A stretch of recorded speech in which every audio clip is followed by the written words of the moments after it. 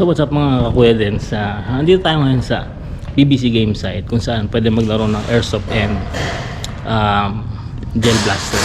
Sa lukuyan nga maglalaro ngayon at katapos ko lang maglaro. Isang game lang ako para matesting ko din yung mga gamit. Ano yung dapat na i-upgrade ko. Kaya ako naririnig yung mga naglalaro. So mga newfound friend ko itong mga to. Dito sa, ayan. Makikita nyo, itong yung pinaka-dulo. Tapos dun, yan, ganyan kahaba yung game site. So siguro lakarin natin. Ayan. Sir. Ayan sila sir. So ito yung laruan natin. Ayan. So may naglalaro ngayon. Hindi na ako sumama sa last game nila. Ito si Bin natin kasama natin. No, ganito kalaki yung game site. Kasi may paparada ako sa loob si Bin.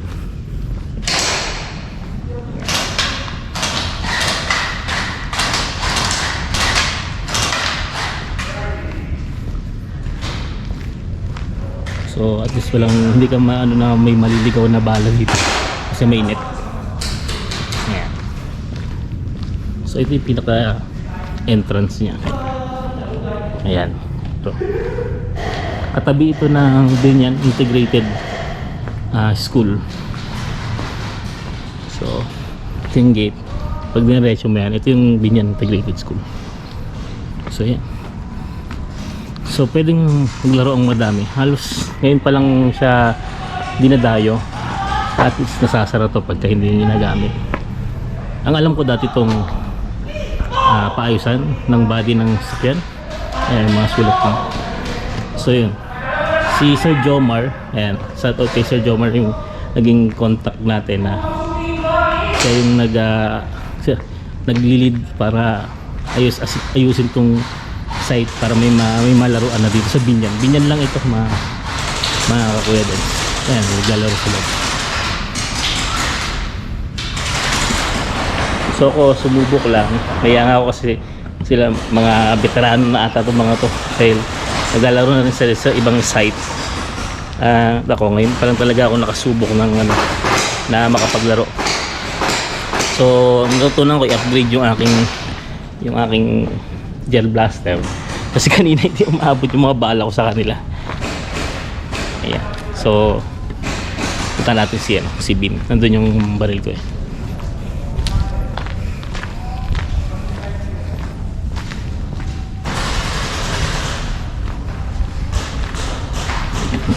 So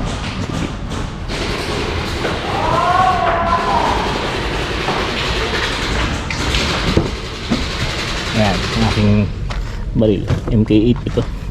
So yung advice ka sa akin ng mga nakalaro ngayon, palitin ng spring, palit ng battery. Ayan, para lumakas pa. Pero good siya kanina nung ginagamit ko.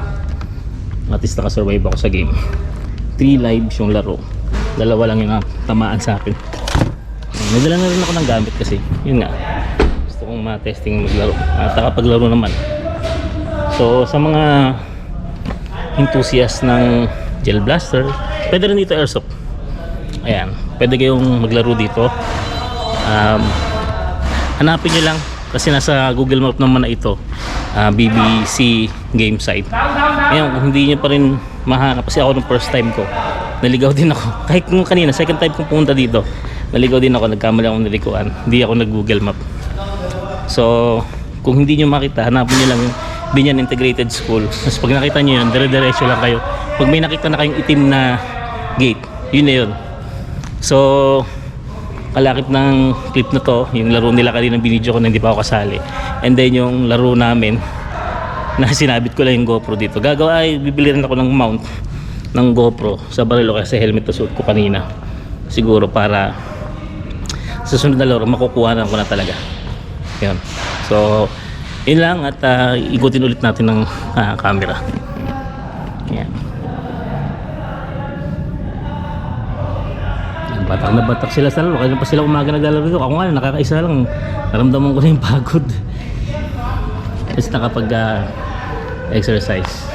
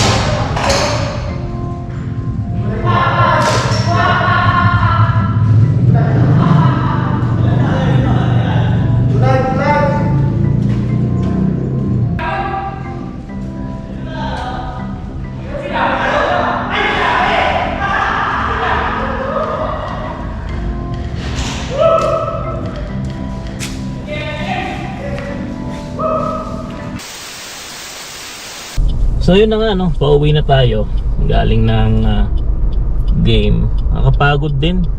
That's a 20-minute game din sa amin. For the first time nakapaglaro. So nandito na tayo sa Carmona Binyan boundary. Pasok sa amin. Traffic nga lang hapon kasi.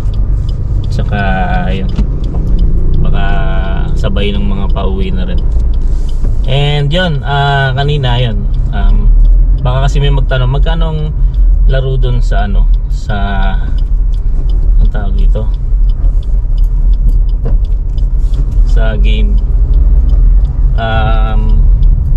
I think yung binayad namin 10 kami 1.5.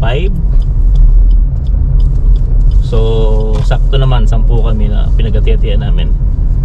So yun yung bayad sa place. And salamat pala dun sa mga nakalaro ko. I forgot to get the names ng maayos para naman mabanggit din sa video na to. Salamat sa inyo. Grupo na kasi sila. Then nung dumating ako, so adapted ako ng grupo nila. So ayun, pinatigim nila ako nung laro. Ngayon nga kasi nga wala pa talaga akong experience in playing airsoft tuloy. Gel blaster. So yun nga, sinali nila ako kanina. And then na-experience ko kanina. Nakakapagod din. Para ka rin talagang nag-exercise. So naintindihan ko na yung sinasabi ni Sir Jomar na pwede tong pang-exercise talaga. So yun, uwi na tayo. Pagod lang. At sa mga gusto maglaro doon sa BBC site, siguro ilagay natin sa video yung video. Ano video? Halatang pagod na. Yung yung mapa kung saan siya matatagpuan. Although nabanggit ko na naman kanina. Pwede niyo namang i-type na BBC game site Binyan. Yan, ituturo na kayo ng mapa. Ngayon kung talagang medyo hindi pa kayo familiar sa area, hanapin niyo lang yung Binyan Integrated School. Nandun siya mismo. Katabi. Tapos dire-diretso yun na. Pag may nakita kayong itim na gate, yun na yun. Yung game site mismo. So maganda siya kasi indoor, may parkingan. Yan, kanina sa video nakakita nyo, nai-parking ko sa loob si Bin. At yung isang kasama nga natin may dala pang sasakyan din na malaki. Then nakamotor na yung iba. So may parkingan naman. Kahit umuulan pwedeng maglaro. Ngayon lang kasi talagang dahil dry season na, mainit na sa place. Yun lang siguro. Salamat at pagka naglaro tayo sa susunod, meron na tayong mga iba pang gamit. And in-advise nila ako. Salamat talaga doon sa mga nag-advise sila ano pa yung dapat kong gawin, kasi talagang hindi pa kaya ng pangmalayuan yung ating yung ating gel blaster. At marami pa kami ikakabit doon. Nakakapagod na nakakatuwa kasi alam mo yun.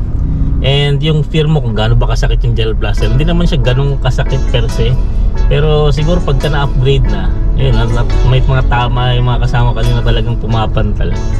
Salamat Kuya Dens. Yeah.